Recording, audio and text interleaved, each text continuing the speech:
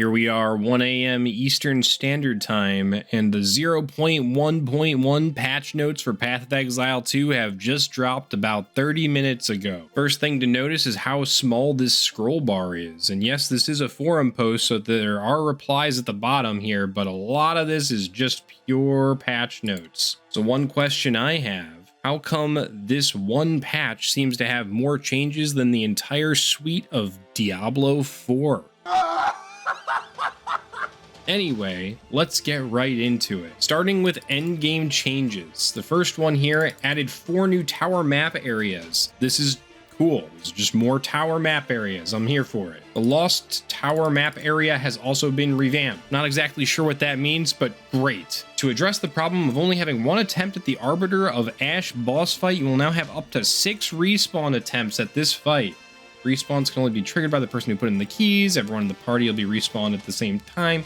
Okay, this is great. One of the big complaints about Path of Exile 2 is that you get one death, and it feels really bad if you have juiced up a map, or if you're on a big boss fight, you die, and then you lose all of that content. So this being added is going to be really nice for this boss. And being able to add respawn attempts to other pinnacle content over time will also be great when it comes. The Arbiter of Ash can no longer be interrupted during his Falling Flame Seed skill. His Flaming Gale skill can no longer be blocked. Probably ways that people were cheesing this boss or something like that. That's fine. Arbiter of Ash boss is now invulnerable for longer during its emergence and now takes significantly reduced damage while emerging. I dislike invulnerability in boss fights, but I also don't think you should be able to kill it before it emerges, so that's fine too.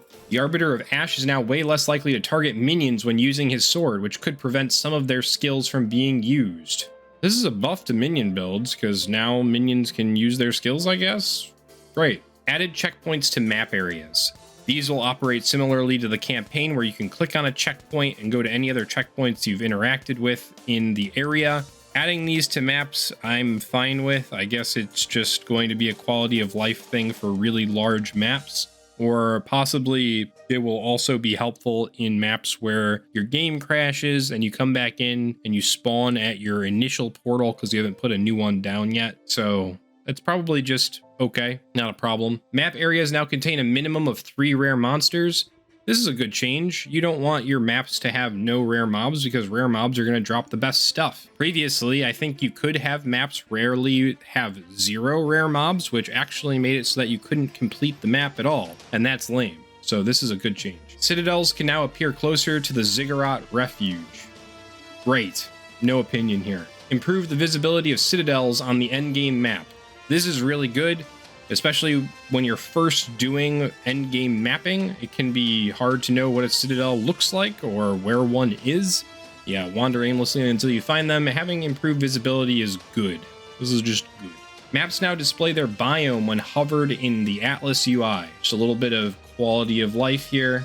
I like this. No problems here. Added the new Overseer's Precursor tablet, a currency item which can be placed in a completed tower to add map bosses to valid maps and radius. This sounds awesome. We can already add breach or other content. Being able to add map bosses is going to be really nice since map bosses are one of the main things you want to see on a map. Map areas have been adjusted to have more distinct specialties for the content they contain. For example, one map area might have more total number of monsters, while another is more likely to contain additional content. Okay, cool. So difficulty of a map means it'll have more axes to specialize in. And here are a list of the changes to different maps. So some maps will spawn more chests. Some maps will have more monsters. Some maps will have more magic monsters, rare monsters. This is really neat. It adds something more to the map area tile set than just the layout. I don't know if I will end up liking this or hating this, because it does mean that the nice linear maps that people like probably won't have a ton of these. So you'll be incentivized to play maps that are less linear, and those are usually less hard to just grind in general. But with the way the new Atlas works, you can't really grind the same map over and over again anyway. So I guess this is good. Maps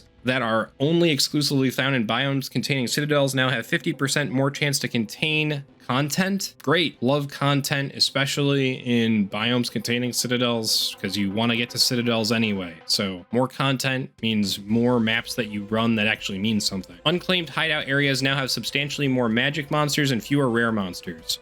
I don't really care about this. I do these areas to get a hideout. Doesn't really matter what the loot is. I'm probably socketing a waystone that I don't care about here anyway. Monsters in the Untainted Paradise have been breeding. Untainted Paradise now contains 100% more monsters, of which spawn 100% more, thus quadruple magic and rare monsters. Okay, so if Untainted Paradise monsters have been breeding, you'd consider that there's probably like a mommy monster and a daddy monster, and yet there are 100% more monsters, which means you've straight up doubled the number of monsters. So every monster pairing that have been breeding have on average 2 babies. Okay, I guess that's how monsters work. I'm gonna move on now. Improved the highlightability and clickability of shrines. Thank you. Thank you for this. So many times I'll get to a shrine and it'll just be a pain in the ass to click on. I end up having to clear the entire area around the shrine before I can click on it, and at that point it's only helping me with things further into the map, and time is just wasted on my buff. Reduce the damage scaling of monsters and simulacrum encounters with added difficulty. Okay, so this is just a buff. Makes simulacrum a little bit easier. Sure. Adjusted the chance for maps to contain bosses. You should be encountering a boss roughly 1 in 4 maps. Again, bosses are great content in maps. They are some of the primary content you want to be seeing because they drop a lot of stuff. So having a boss 1 in every 4 maps is really cool. The chance for map bosses to drop a waystone of the current tier or higher has been reduced to account for the increase in total number of map bosses. Makes sense. That's fine. I'll take that nerf. The Radiant Waystone Atlas notable passive now provides plus 15% chances for map bosses to drop a waystone of the current tier or higher, previously 25. Goes to the same point as above. There are going to be more map bosses now. That's fine. Small map boss waystone chance passives now provide plus 6% instead of plus 10%. Again, you're going to have more bosses. That's fine. The I'm Not Afraid of You Delirium Atlas passive skill now grants Delirium bosses in your maps drop 100% increased simulacrum splinters, which was previously 50%. More splinters. This is great. Good buff. Reduce the number of monsters and small chests from breaches by 15%. This is a bit of a nerf. I don't know if this was necessary. I guess people were juicing breaches too much. So sure.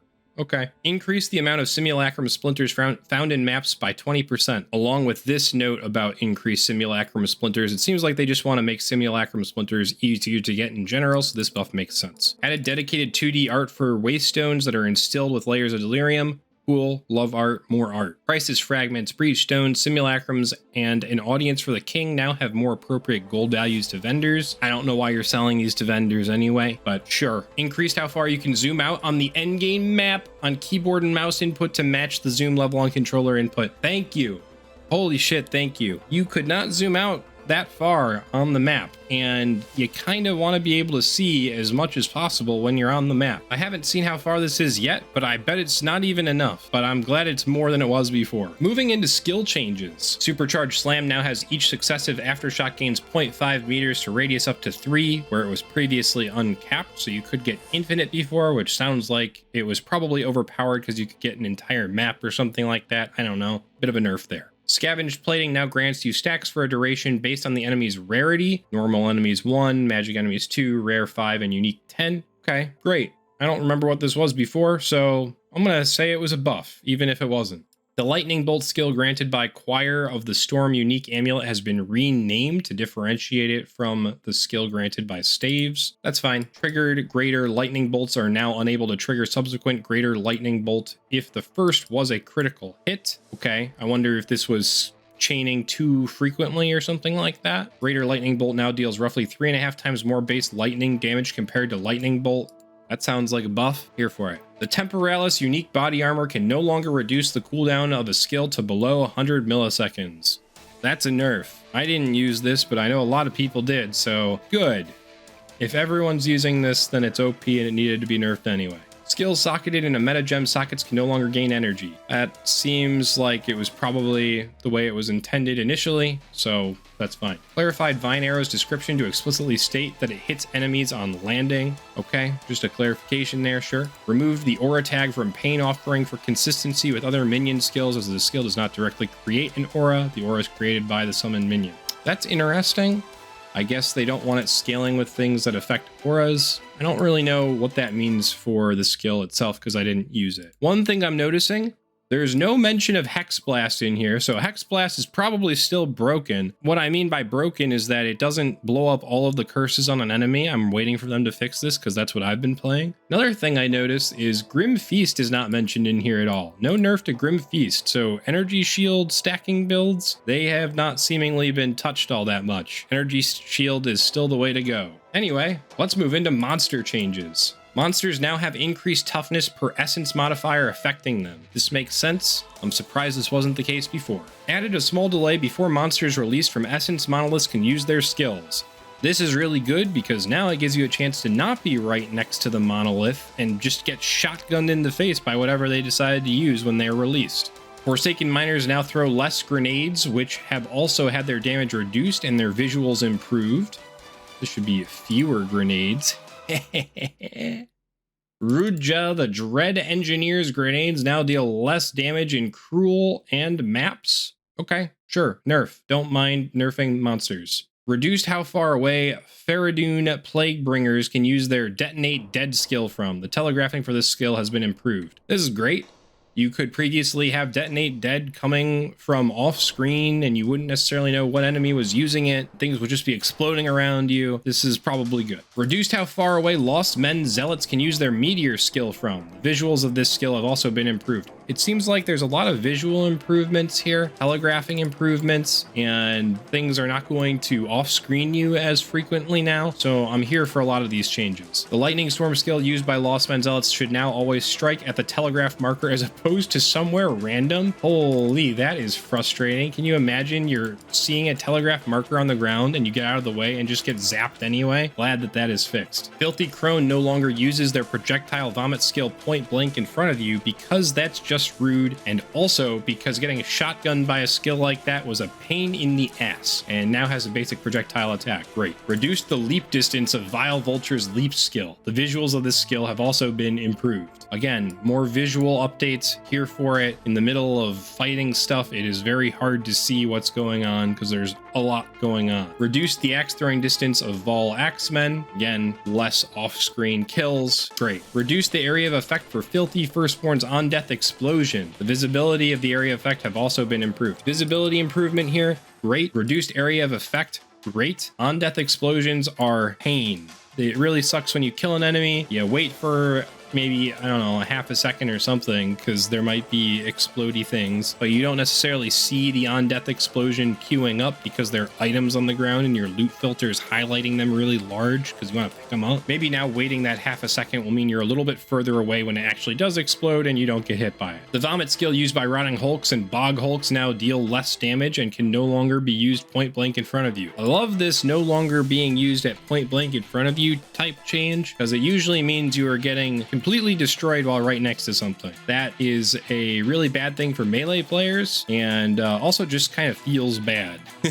Adjusting the damage of the Bloated Miller's slam skills to more closely match visual effects. Great. Adjusting damaging of Zalmarath, the Colossus's attacks to more closely match visual effects. Great. Adjusted the player targeting behavior for Zalmarath. The arms are no longer targetable. That's probably good, because I'm guessing before they were targetable, but you didn't actually deal damage or something like that. Adjusted the damaging area of Balak the Sky Seer's tornadoes to more closely match visual effects. Tornadoes will now push you slightly away when they appear and deal less damage when they first appear before ramping up. This is great. A tornado could previously spawn right on you and kill you before you have a chance to get out of it, so dealing less damage when it ramps up and having better visual effects. All good changes. Reduced how often Prowling Shades can use their invisibility skill. This doesn't matter if you kill them quickly. Just kidding, this is good. Having something be invisible all the time and not being able to target it is a pain. Adjusted the frequency of some monsters such as Prowling Shades and Gelid Zealots. Great. Vol Zealots are now less likely to repeatedly use their Eye of Winter skill. Good. This created a lot of screen spam, and also if I was using Eye of Winter, I wouldn't know whose was whose, and if it was just spamming all over the place, that's a ton of projectiles, hard to dodge. You're getting hit a ton. Great. Improved the visual effects from Fiery Zealot's Firestorm skill.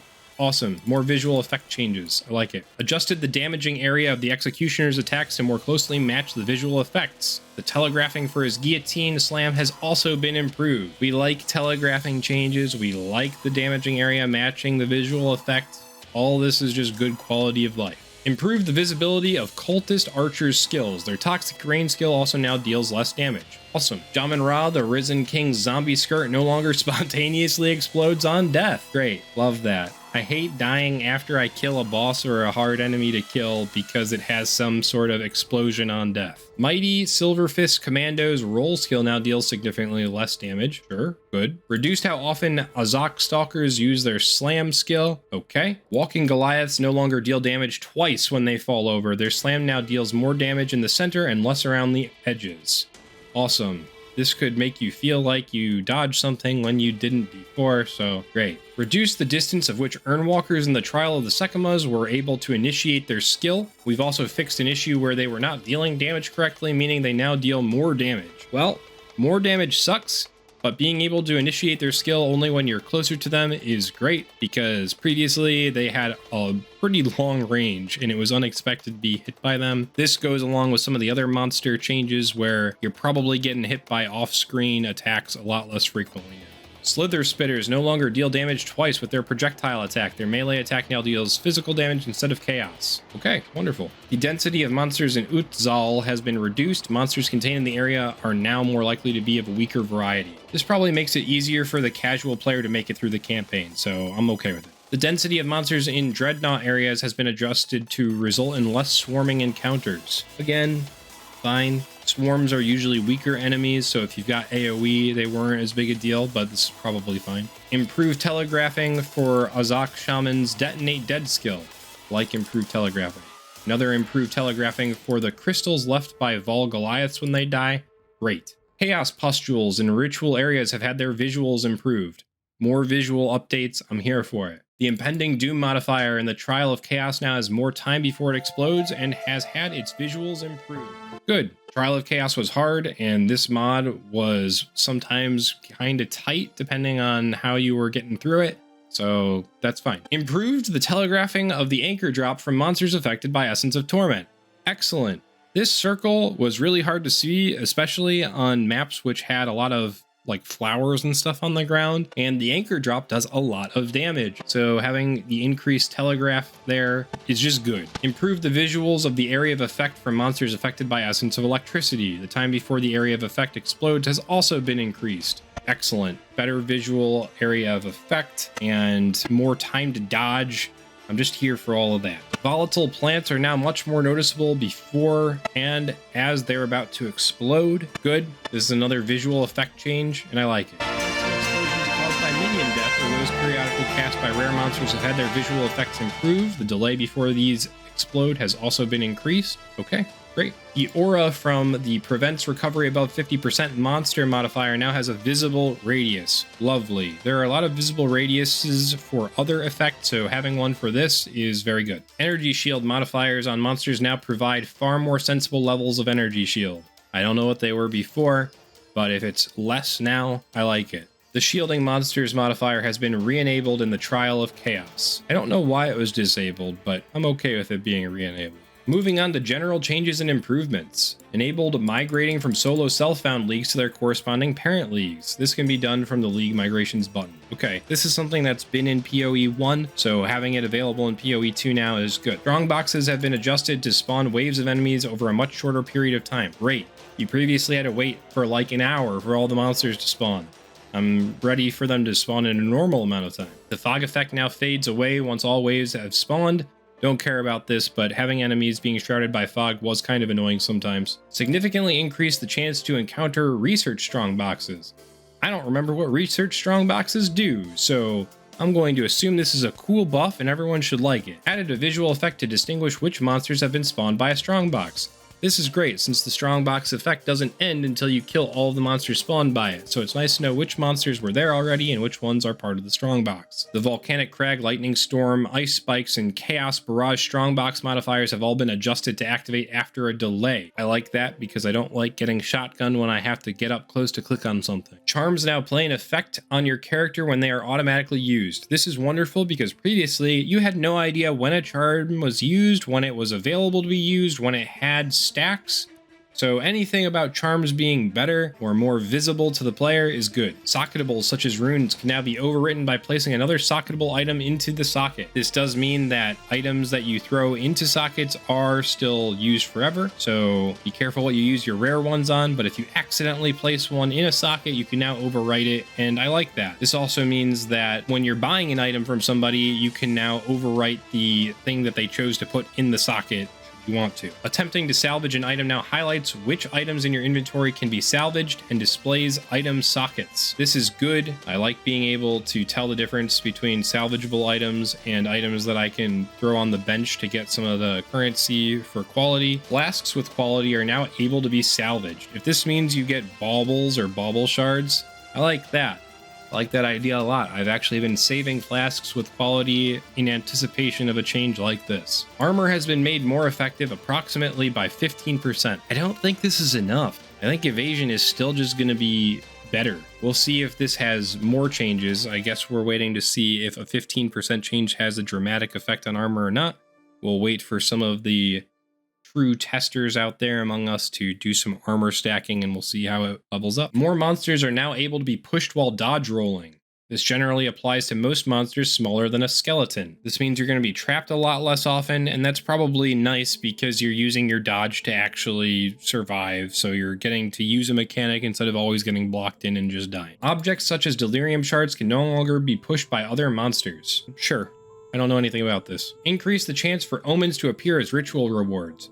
Omens are how metacrafting works in this game, so more opportunities to get them, I'm happy with. Reduce the chance for items to roll some of the less desirable item modifiers.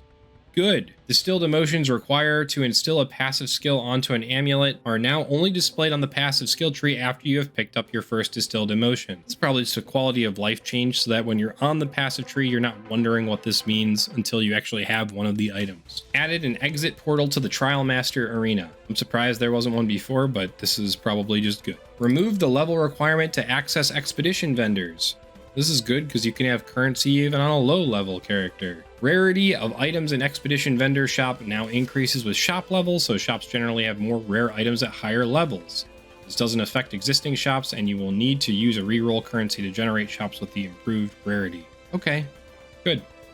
Expedition now getting some love, so it's better content to see. Reduced visual clutter in many map areas to improve the visibility of skills and effects.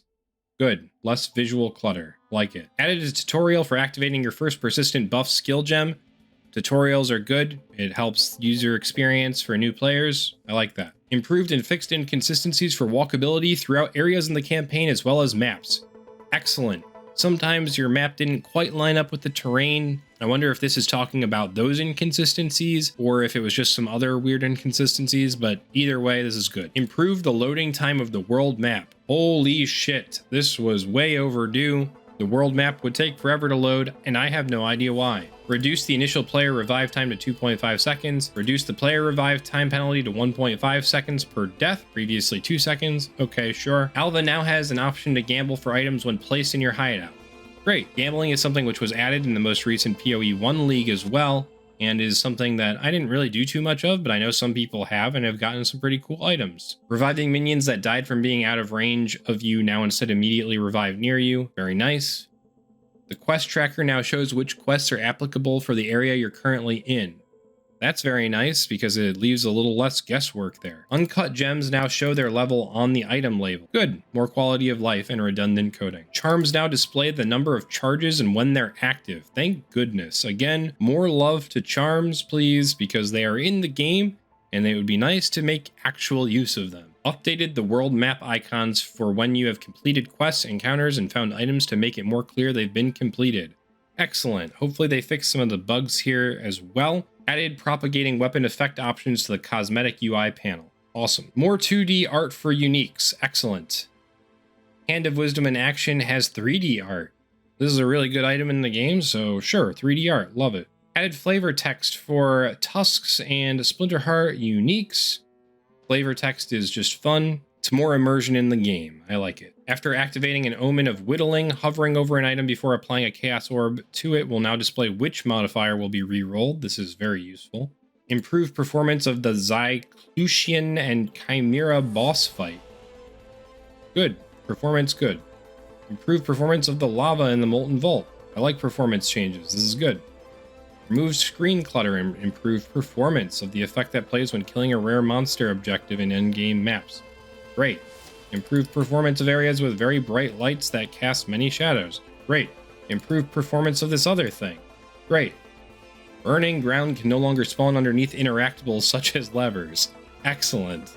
Getting hit by this because you have to interact with a lever felt bad. Monsters can no longer spawn near the close to the entrance of a map.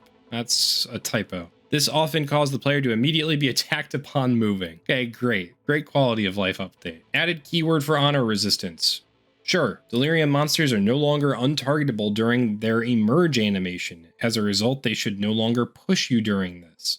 Awesome. I don't like getting moved around by monsters. You can now pick up items and interact with some objects while performing other actions. Cool. The attack in place stops movement option no longer prevents walking on skills that can be used while moving while using WASD movement. Good. Continue to incrementally improve the art, sound, effects, and environments. This is very vague, but it sounds good, so we're happy about it. Moving on to unique item changes. There are a ton of these, and I don't really want to read all of them in this video, but I have read over most of them just in the notes, and most of this is just straight up buffs. There are a few items which have some changes, but are probably better for the builds that you would use them for anyway, but most of these are buffs. There are a lot of items in here that you might remember from Path of Exile 1, such as the original Sin unique ring. There's also the Defiance of Destiny unique amulet, another great item from Path of Exile 1, and another item you'll probably recognize is the Brass Dome. Some interesting changes being made to a lot of these items. For bug fixes, a lot of these bug fixes are client crashes or instance crashes. So right off the bat, those are good. Fixed a bug where certain things were not considered triggered skills and could therefore generate energy. Sorry, it's probably a nerf to some people who are abusing that. Fixed a bug where some objects incorrectly counted as targets when dealing splash damage. Fixed a bug where Siege Cascade was targeting Vine Arrow plants and Frostwall ice crystals. Fixed a bug where Herald of Ice was still exploding shattered enemies when the gem was set to be used with your currently inactive weapon set. Fixed a bug where concoction skills were considered bow skills and as a result could be affected by increased bow damage. Or bow skill damage. That's really funny. I'm glad they fixed that because that doesn't make any sense. Fixed a snapshotting issue with energy shield. Great. Minion packed support able to drain the life of lingering illusions. Tier 5 bows could not roll increased attack speed. Tier 5 rings could not roll maximum life. Wow, that probably bricked a lot of otherwise really good items. Fixed a bug where you could briefly be unable to perform any skills if you tried to interact with an object and dodge rolled at the same time. That was probably very frustrating for folks who ran into that. Fixed an issue where the checkpoint for the Temple of Kopek boss fight could sometimes take you to the first checkpoint in the area. If you had the checkpoint there, it probably didn't matter much, but this is just nice that it now takes you to the correct checkpoint. Fixed a bug preventing quality bonuses from shock burst rounds and hailstorm rounds from applying. Fixed a bug where Shockwave Totem did not work when used with Astral Projection. Client crash. Fixed a bug where Vine Arrow was not slowing enemies. Fixed a bug that caused Sekima Asala to fail to shield you during Jamin Ra, the Abomination Storm skill. This is probably a great change, but more importantly, let's just call out Sekima Asala here for being the Bae in this game. Cassia is not in Path of Exile 2, so I will settle for Sekima Asala instead. Fixed a bug where terrain generation for the client can get out of sync with the server for Trial of the Sekimas. I don't know if this affects collision, but I don't really understand what else the terrain could be if it's not collision, so I'm glad this is fixed. Fixed a bug where influence range of lost towers could fail to display when interacting with the map device in your hideout. I had this occur since the first time I got to maps in my hideout, but if you went to maps from the actual area, you could see them, but for me it only worked if they hovered. I hope this just works across the board now because it is a lot nicer when you can actually see the range. Fixed a bug where crossbows could fail to reload if the player did not have enough mana available. That's silly. Fixed a bug where spark could fail to cast while standing on the edge of walkable terrain. Fixed a bug where temp chains debuff icon was not displaying correctly. Fixed a bug where fire flower could fail to cause fire damage to the player when an enemy was ignited. Ghost dance remain active when the player no longer met spirit requirements. A good bug. The way forward Atlas passive would cause the Arbiter of Ash to drop tier 16 waystones instead of tier 15. Some unique bows do not play audio when firing arrows. Engraving a support gem did not play audio. Fixed a bug where quest items would not drop again from their respective objective if the player dropped them on the ground. Wow, that must have been really annoying. That's just a soft launch. Characters in a broken state should now be able to reobtain the quest objective. Good. Some interactables couldn't be cancelled using a dodge roll. This is terrible considering they have said multiple times that everything is cancelable by using a dodge roll. Blast could cause the player to lose life if an item stat requirement wasn't met in both weapon sets. That's really weird. I wonder why this would result in you losing life and not just nothing happening at all. Friends would show as offline when they changed character. This happens in Path of Exile 1. I hope they fix this in both games. Fixed a bug where the intro cinematic did not play on PC. I'm pretty sure I watched it on PC, so I don't know what that means. Fixed a bug where incomplete unique items could be obtained. That is pretty funny. I did not get any of these as far as I'm aware, but I'm curious what some of these incomplete items were, and if you still can keep them if you've obtained them already. Fix some wonky interactions. They actually said wonky. I'm here for it. With the Titan Colossal Capacity Ascendancy passives. Fixed a bug where the hooded one would not identify items in the slot granted by that passive skill. Fixed a bug so the inventory no longer opens when dragging the Atlas map UI with the cursor over a map node. Walking away from a corpse and back to it could visually display a new remnant with Grim Feast. Riverside map where the boss arena force field could appear before entering the boss fight. Fixed a bug where Energy Shield UI could visually appear as having Energy Shield when the player had none. Enemies could cast Detonate Dead on players' minions when the player was using the Sacrifice Gem. That is hilarious. I wonder how many people died to that. Savannah, Abyss, and Seepage maps where sections of the areas were inaccessible. Corpse Wade did not work when the player was using King of the Faradun body armor microtransaction. That is really weird. What is that interaction that they had to fix a bug for that? Hateforge unique where negative values to the maximum rage modifier cause the modifier to not show. Sometimes the modifier doesn't show when the modifier value is 0, but for negative values, that's very strange. Link allowed travel to the past in the Ziggurat encampment without traversing through the time portal. Instilling UI displayed a tainted oil slot which doesn't exist. Wonder if they're going to add it in the future though. Allocating Chaos Inoculation would incorrectly count you as being on low mana? I thought the bug was that it was low life. Low mana. Does anything actually even trigger off of low mana? Crossbow skills could fail to reload when spamming the ability using a controller. That sounds off. Dashing a skill gem with attached support gems would cause the support gems to become invisible. They now unpack into the... This is awful. It's already hard enough to tell support gems apart, but to have them be invisible in your stash? That's terrible. Fix the alignment of Mirror of Kalandra within the currency stash tab. I don't have a mirror, so I probably just never noticed that it was not lined up properly. Rich people problems, man. Fixed a bug in the Vol Factory map where some humanoid monsters would remain inactive. Elemental Storm Gem had the physical tag. That's pretty funny. Gas clouds could spawn in unwalkable terrain. Minion objects could stretch into unwalkable terrain. Burial Bog map could generate with a broken loop. World map always opened, displaying an above ground area even when the player was in an underground area. That's pretty funny. I wonder if this affects more than campaign. I don't think so. Strong boxes could fail to generate any monsters. So they already took a long time to display monsters at all, but they could fail to generate any, so you could just be waiting forever and assume that it was really slow. That's ridiculous. Dodge roll allowed the player to roll through bone walls and frost walls. I thought that this was intentional.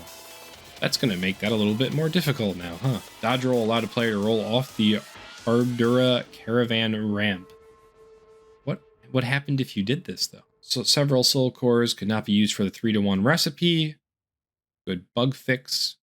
Relic modifier giving you a chance to gain another key was incorrectly always applying. I feel like I experienced this because I remember having like 4% chance and getting it at least twice in a row and thinking that was really weird. I'm not running Trial of Sekimas for the actual endgame content. I'm just trying to get my ascendancy point, so I didn't really care or think about it though. Skip tutorials no longer prevents you from leaving town without engraving a gem. Removed the redundant block chance description from Sothel's Flame. Landmark room chest in the mausoleum of the Praetor opened. Elemental Storm was missing the triggered tag. Glacial Cascade hits could freeze enemy. Trial of Sekimas, where some traps audio failed to play. Unbound Avatar could gain stacks from inanimate objects. Temple of Chaos, where leap slamming into an arena could cause the encounter to not complete. Damage gained as fire, cold, and lightning were missing tags, causing essences to be unable to roll these modifiers. In some cases, this was probably a nerf because you didn't want these mods, but if you do want these mods, well, then it's a buff. Fixed a bug where the Act 1 to 2 transition cinematic sometimes played when entering the Ardura caravan rather than when traveling from Act 1. That was probably annoying. Some loot in the Temple of Chaos could get stuck in blocking. Favored map slot UI notification would appear when corrupting a tier 15 waystone into a tier 16. That's some spaghetti code right there. Could prevent a player from returning to Visteria outskirts if they traveled there by warping to a party member, then warping to a different party member in Act 1. Ooh, that would have been terrible. Super critical support 2D art was not displaying in some cases, and expedition chests were not displaying their rarity. Okay, cool. Cool bug fixes. Controller improvements. I'm not playing with the controller, so I didn't really read these, but I assume these are all good improvements for you people who are using a controller. Feel free to read them as I slowly scroll through them right now. Console improvements. The big one here is that item filters can now be used on consoles. This is huge. The game is basically unplayable without item filters, especially once you get to the end game. So now that they're available on consoles, you can actually play the game. Congratulations. Localization fixes. Outdated translations. Well, I never noticed this because I'm playing the game in English, and it seems like English is probably the first-class citizen here. Accents not displayed correctly. There aren't any in English. Translated text could overlap itself or the borders of its field. Take that, languages with wide characters or a lot of characters to spell small words. Thai text did not display correctly on consoles. That's probably more of a console thing. I don't know how they fixed that. That's cool. Modifier tiers would not be displayed correctly when the game language was set to traditional Chinese. Does that mean other Chinese was fine? That's interesting. Number of cases where keywords not displaying correctly in language other than English. Again, I play the game in English, so get wrecked. More microtransaction effects. Hooray! There's also a handful of changes which didn't get ready for this patch, but they'll be coming as soon as they're ready. So that's the patch notes. Man, just reading through the patch notes while recording took like an hour. Hopefully editing this video takes less time than that. Anyway, that's the patch notes. You'll notice that the big builds that people are using didn't really get touched. So you can still keep stat stacking, you can still keep rarity stacking, and doing all the same strats. A lot of the stuff here was just buffs and good changes and bug fixes. So I expect big nerfs to come in the future, but we're not seeing them just yet. GGG seems to be allowing OP meta builds to exist more than 1 week, which is a bit of a difference from PoE 1. So we'll see what happens in the future. Anyway, see you all next time.